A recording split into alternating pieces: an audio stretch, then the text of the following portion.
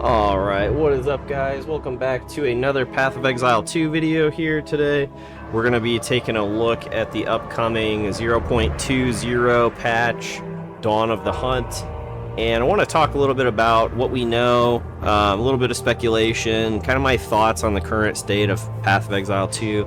As much as I enjoyed it when it first came out, as I played it and progressed through it, some of the issues became more and more apparent with the game, with some of the classes, and with how I would compare it to PoE 1, and kind of some things that I hope to see change. And it could, of course, just be it is an early access game. I'm 100% aware of that. So there's still a lot of development happening behind the scenes, a lot of things that will change over time. And so this is just kind of what my thoughts on the game in its current state, where I'm hoping that it will go, and we just wanted to talk a little bit about that. So first off, if you don't mind hitting that subscribe button, like, comment, really appreciate it. Helps me out.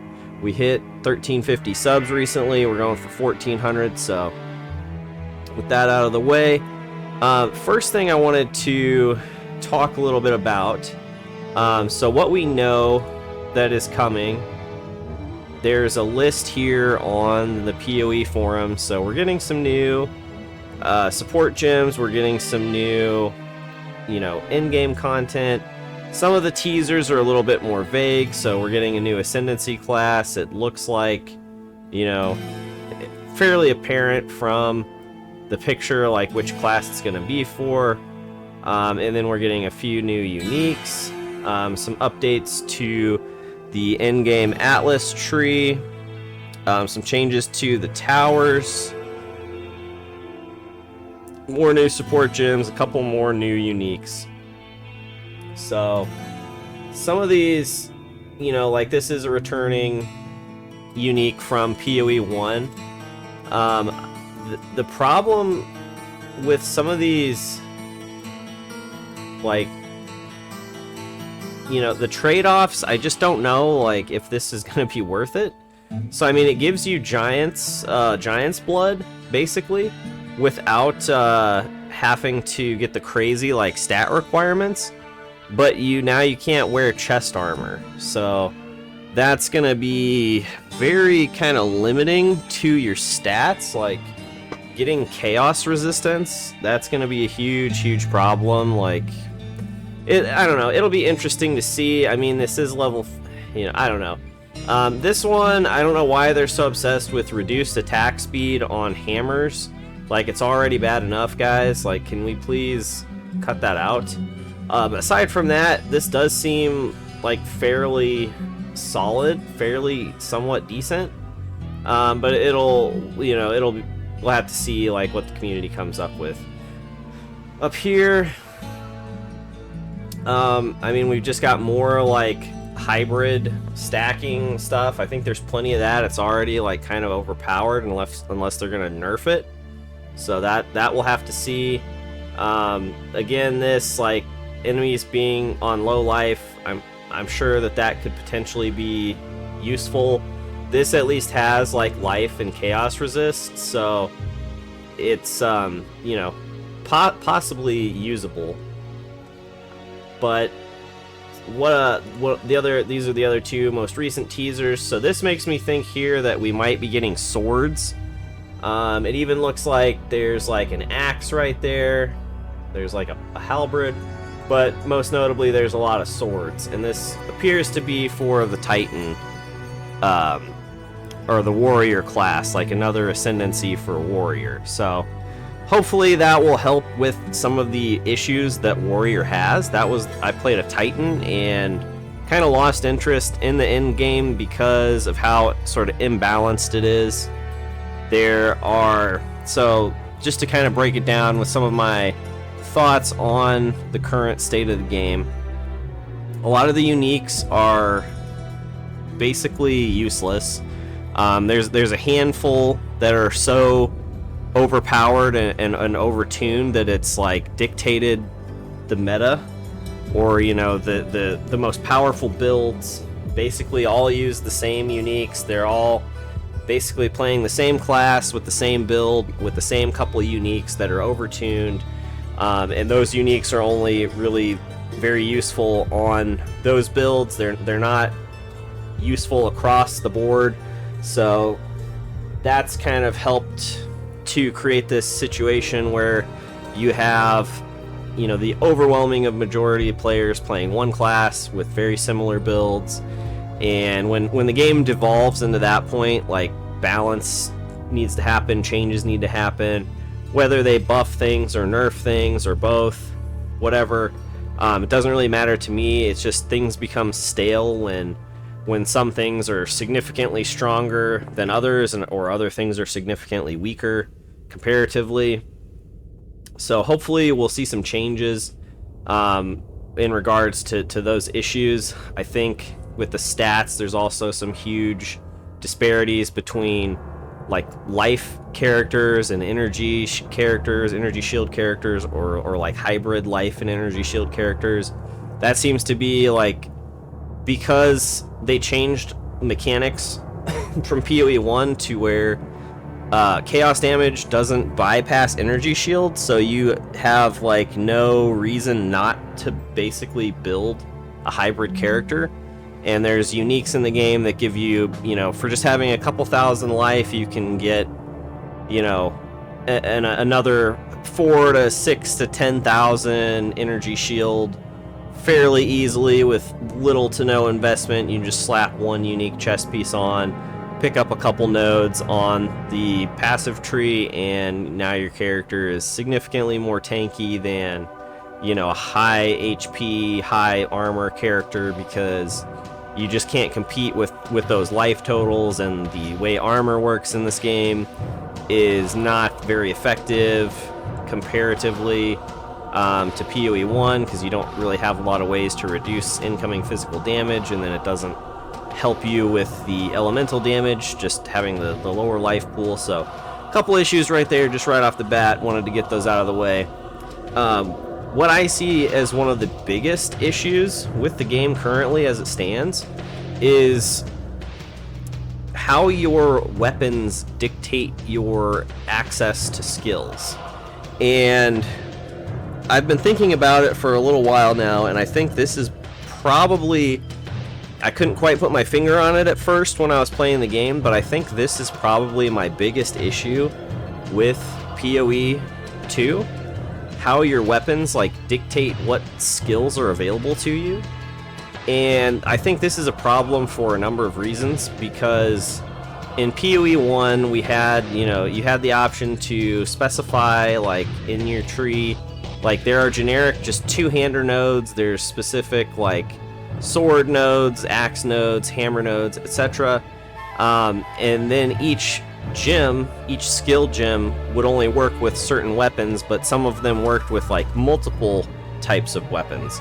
So you could level up your character if you were playing a, you know, melee character, for example. You could just take generic two-handed nodes and then pick a skill gem, and then you had access to at least, you know, a few different weapon options if you happen to find an upgrade while you're leveling.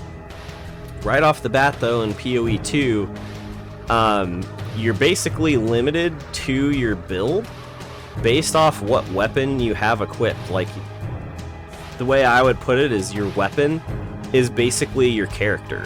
Like, pick the weapon you pick dictates more of your overall build than your actual character class. And to me, this is a big problem. At least, you know, it's, the weapon is at least 50% of your character, whereas in PoE 1, depending on your build, like, the weapon may not really matter a whole lot to your build. Like, it may just be like a stat stick. Like, if you're a caster, your weapon is basically just a stat stick 99% of the time. Even on a lot of different builds in PoE 1, like, your main-handed weapon may just be, like, more of a stat stick. You know, whether you're playing, like, cast on crit, whether you're, you know, needing a fast, like, elemental weapon or a slow, hard-hitting physical damage weapon. The weapon was, in PoE 1, basically you fine-tuned and picked what made the most sense for your character and your build. Now you basically are picking a character based off the weapon you want to play, in my opinion. And I think this is where a lot of kind of the feeling of not having as many customization options comes from, because you get locked into one weapon, and each weapon only has like a set number of skills you can pick from. And on top of that, we're limited to only, unless you're playing a Gemling Legionnaire, only one support gem of each type can you equip. So as you progress through the game, you're in PoE 1, like, you go through several phases of character building, and when you get to the end game, you know, you kind of get to this point where you're like, hey, I can like move these things around, and I can squeeze like this extra aura in, I can squeeze in this extra like support gem, or you know, this, getting this one extra thing. And then you go through that phase a few times where it's like, oh, if I upgrade this piece of gear, I can squeeze this one more thing in, and it really increases your overall like character power by huge gains, like huge percentages, when you're able to like squeeze that one more thing in on top of like your overall build.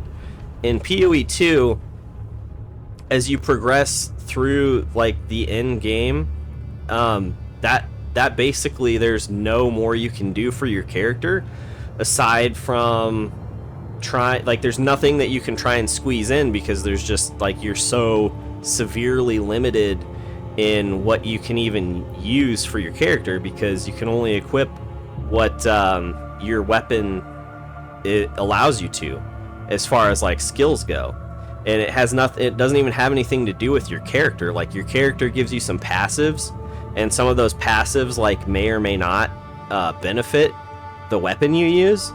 But like overall, it's, you know, you're basically picking a weapon and then picking the character that like best suits the weapon, instead of vice versa. Like, you should be picking a character with, you know, and then picking the weapons that make sense for the character. Whereas right now, I feel like it's the exact opposite. To me, this is a huge problem in the game, and one that I'm not really sure how they can address, or if they even will address it, because of how they have, you know, developed and designed this game. So to me, that is a big problem. Like, if I am wanting to play a warrior, you know, I'm curious to see what the spear skills will be. Like, is it possible to play a warrior with a spear, or can I play a warrior with a staff? I mean, you could do all those different things in PoE 1. Like, you could basically build any character with more or less any weapon. I mean, once they added ascendancies, some characters, like, you probably wouldn't build a witch as like a melee character. I mean, I'm sure you could, but it wouldn't probably make sense. But almost every other character you could build as like a melee character of some sort, and it'd be effective. Like, some were maybe more geared towards like elemental, some to you know, like spell block and bleed, others more to like crit, or you know, just those various types of things. So I'm just not really seeing that in PoE 2, and it kind of makes me a little concerned for like the longevity of the game, because I'm not like seeing the depth of the character building that I would like to. I do enjoy the slower pace of the game. I think the zoom like nuke the whole screen play style of PoE 1 was not really like, once it evolved to that, it kind of lost some of the appeal to me, because only certain builds and certain characters can do that, and it kind of invalidated a lot of other builds. So, you know, just in a game where min-maxing is like the end game and the whole point of the game, if another build is like 5 times faster, you know, than your build, your build is, you know, quote unquote bad, and, you know, you feel silly for playing it. So I do enjoy the slower like pacing of the game, although it does seem like some builds have, you know, gotten to that point in PoE 2, although I don't know whether or not it's like fully intended. So we'll have to see like if they reel that back in. But I think this is like one of the biggest issues, and I don't know if they like designed this with the intent of us weapon swapping constantly. You know, like using the dual talent trees. I didn't do that at all because there's no point in the current form of the game, because as a Titan, like, you only have access to hammers. So dual talent tree and like using 2 different weapons, like maybe the combos we can come up with will somehow open up different playstyles. But I don't know how that's going to work, because like if we're dual specializing and using 2 different kinds of weapons, are we still limited to only 1 support gem across those like multiple weapons? Or when you weapon swap, does that like are you able to slot, you know, both? You know, if I wanted to do added fire to both of my weapons, like, is that going to work? And then just, you know, some things I have an issue with are some of the ways that they have worded, like, the mechanics in this. So PoE 1, like, once you kind of understood the basic, you know, text of the way that the developers were telling you how things worked, like once you understood what increased and decreased, those were additive, and more and less were multiplicative. Like, a lot of times you could kind of figure out how things would work, you could test it, you could figure out how it would work. But there's things in this where they've kind of just gone off the rails on the descriptions, and you have really no way of understanding how these things interact with each other and how they work, and it's kind of confusing, very confusing, even for me as like an experienced PoE 1 player. I've been playing it since the early access. So this reads, if supported skills would gain extra damage of any other type, they gain extra cold damage instead. So if you've played, you know, PoE 2, which I'm assuming you have, if you're watching this, you realize that like the current like added fire, cold, lightning support gems, way they work is it says, you know, gain like 35% or whatever percentage of your physical damage or damage as extra fire damage, but reduces damage of all other elemental types by 50%.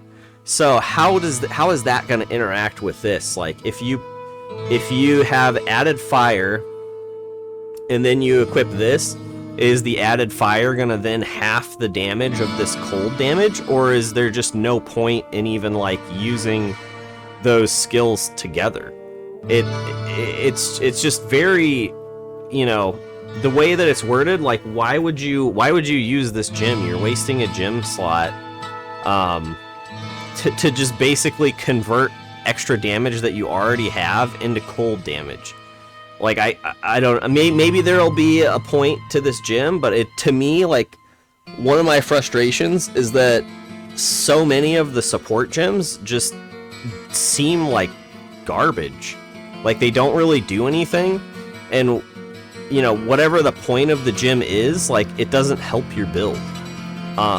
In my opinion, it's like, in PoE 1, when you're adding gems, like, you're trying to increase your damage. And in PoE 2, the majority of the gems don't increase your damage. If anything, they decrease your damage and add maybe like a small amount of utility. So it's just kind of frustrating there. So I'm hoping that there are going to be some more changes. What I do worry about is, as I was discussing with like how much is based off of your weapon, like that there are going to be like, how are they going to balance the weapon types so that everybody's like not just using whatever the current strongest weapon type is based off the skills? Because in PoE 1, like, they could tweak skills, but in PoE 2, like, every weapon, like, all the skills are tied to a weapon. So, you know, how is that going to work? Like, if one weapon is edging out all the others, everybody's going to use swords. And then when they nerf like whatever skill is making swords like edge out the other weapons, then everybody's going to abandon ship from swords and go to axes and so on and so forth.